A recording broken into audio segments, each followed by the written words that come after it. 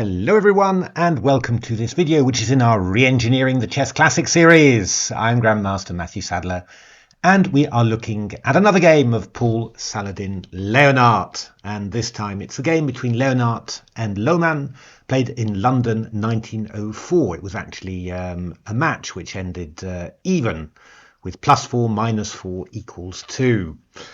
This is a Berlin, but it's Leonhardt style, so don't need to worry about any queen exchanges. Let's have a look how it starts. So e4, e5, knight f3, knight c6, bishop b5, knight f6, castles, knight takes e4, d4. And yeah, I mean, this is actually a line that Leonhardt played both with black and with white. With black, he tended to play the move bishop to e7, often looking to play the move f7 to f5 to keep his knight anchored on e4. And well, I mean, we might well have a look at a few of his games in those lines. He was actually quite successful with it, even though the engines think it's somewhat dodgy. But an exciting Berlin there from Leonhardt. Knight d6 is of course the main line, and well, we've seen many games with bishop takes c6, also many games with a forced draw with d takes e5. But Leonhardt plays the move bishop a4, which was quite popular at the time. I think even Tarrasch played it as well. The idea simply is to keep the tension. After all, black's knight on d6 is badly placed, the king's still in the centre, and the e-file is getting opened. So, you know, pretty sensible, really. I mean, black does actually have a few reasonable ideas here. E4 is the main line, and that's what Loman plays, also the most ambitious. E takes d4 is possible. And then Stockfish Torch and Torch Stockfish games were carrying on gambit style with c3. It's quite interesting, you know, bishop e7, c takes d4, b5, just to try and get the queen side a little bit open there, and then either bishop b3 or bishop c2. You know, and you play knight c3, and you know, the black piece is a rather awkward queen side, not very well developed. King's defense here missing, you know, sort of the knight from f6. So interesting to play. I think you could probably do some interesting stuff with that. E4 was played, and then Leonhardt played knight e5, bishop e7, knight c3 in castles. And really it's all about how black manages to get the queen side developed now, and what black is going to do with that knight on d6. I mean, it might come out to f5 to try and allow the pawn to move, or you might go to e8 to do the same. Yeah, I mean, some interesting lines here. Rook e1 was one choice of the engines. Actually, Torch played that a number of times, and was actually quite interesting. F5, bishop f4. Obviously, rook e1 was attacking the pawn on e4. Black defends it, bishop f4, and we've got some bishop b3 checks and stuff like that. It's quite interesting there. Stockfish chose bishop b3 in one game. That was a bit less exciting. Black chases the bishop and then just uses that chasing to get d5 out, and it's pretty okay. Knight g3, knight c4 important just to get that knight into play like that, and white's got nothing at all here really. So these games were ending in quite easy draws for Torch there. But rook e1 would be something interesting. I mean, to be honest, f4 is a very nice move from Leonhardt, and you know, I think that yeah, definitely a nice thing for a human to play. And here actually black's got quite a crucial decision here basically. And yeah, Loman chooses the wrong one, nicely for us. So you know, that's going to produce a good game. The best that black's got actually is knight f5, and this was also played in a game against Leonhardt by the very strong player Reengineering. I'm just scrolling down looking for it there.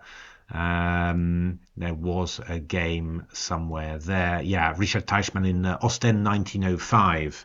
And this turned out to be actually pretty good for black, unfortunately. So d5 played, takes, and then d6. And it's just, it feels like you should have some sort of attack, that you should be able to do something with that knight on f5. You've got the two pawns on here.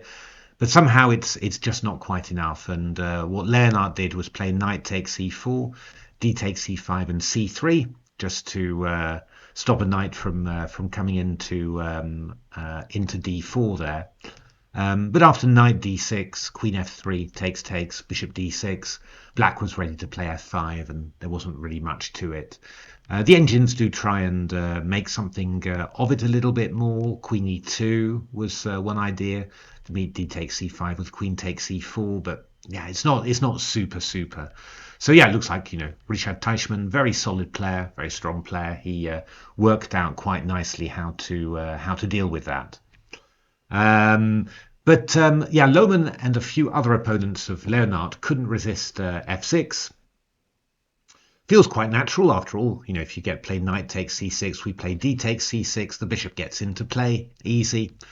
But Leonhardt had rather different ideas here. He played bishop b3 check, king h8, and now the rather shocking knight g6 check. Wow, there we are. Well, after knight g6 check, there's only one move, and then white has to work out how to get the queen or the rook round to the h-file and deliver mate, because the king can't move there. But there's a couple of things that black can do to try and stop this mate. I mean, first of all, you can try and exchange off the light squared bishop. You can also try and move a knight round to h6 just to block. You could also just play the knight to f7, just giving the king access to the g8 square. So there's quite a few little ways there. But Leonhardt had his stuff prepared, f5. That's the idea. So, well, we're threatening f takes g6 and also, queen g4 to h4 there. Yeah, just very hard for black to deal with this. So knight takes f5, played by black, obviously trying to get the knight back round to there.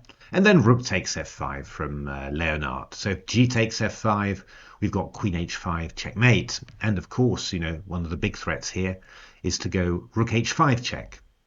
And after takes, there's queen h5 mate, or even queen h5 straight away if you're feeling brilliant.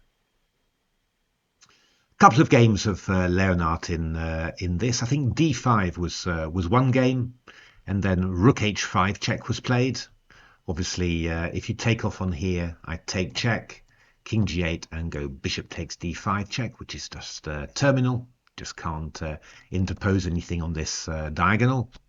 So the only move you've got is queen takes d5, which is obviously not quite what you're looking for. King g8 was played in a game of Leonhardt against Esser, another strong German master. Queen e8, rook d8 check was very nice. Winning the queen with that discovered attack. Winning huge amounts of material, actually. So queen e8 was played by Loman, which is, I guess, probably the best move, stopping the rook coming to h5. And now queen g4. So white getting ready to come round to h3 or to h4 and deliver checkmate. So d5 was played. There are many ways of doing this.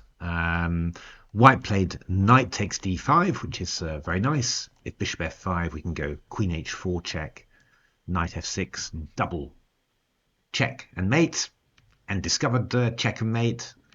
So rook f7 here. And now I'm a bit wondering about the score, really, because the score gives rook h5 check, and then a subsequent blunder, which seems a little bit weird. I imagine that white actually just played knight takes c7, hitting the queen, and yeah, keeping queen g6 and rook h5 in reserve. And I think that was probably more or less it.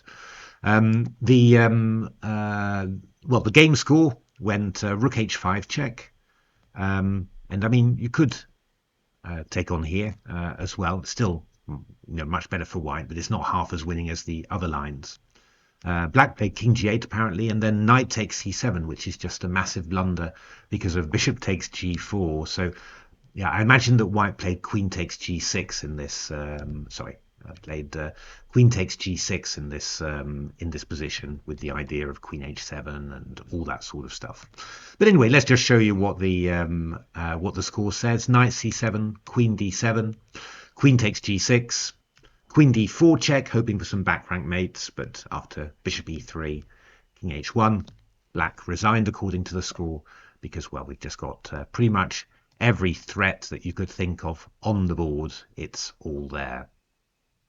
So there we are. I'm not quite sure about the score, but you can see quite a nice little idea against the Berlin there from Leonhardt. I mean, it might be worth trying his f4 in a blitz game. That might work quite well. And otherwise, of course, you've also got Torch's idea of rook e1, which seems to be more interesting and maybe more challenging for black.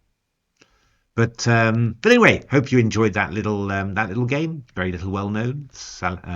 Paul Leonhardt against Rudolf Johannes Loman. If you like videos, why not give a like, subscribe to the channel, take a look at my new book, Reengineering, the Chess Classics, written together with Steve Giddins. And otherwise, stay tuned for more videos like this. Got a few more Leonhardt games to share with you. Some really nice ones. Thanks for watching.